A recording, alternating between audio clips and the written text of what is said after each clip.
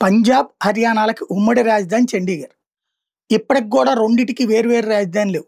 పంజాబ్ మాదే, చండీగఢ్ మాకొదిలేసి మీరు చూసుకోండి అంటది చండీగఢ్‌ని. చండీగఢ్ ఇది మాదే మీరు చూసుకోండి అంటుంటది. ఇద్దరు గూడా సొంత రాజధాని లేకుండా దశాబ్దాలు గడిచిపోయినాయి.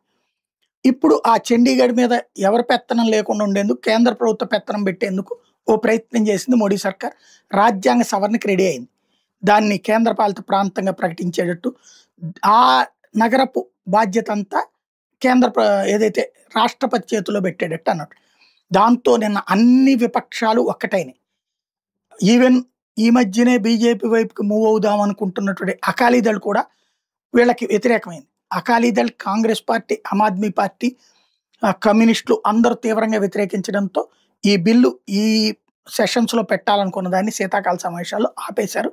భవిష్యత్తులో దాంట్లో ఏమైనా కన్విన్స్ చేస్తారా? శాంతం ఆగిపోతారా చూడాలి.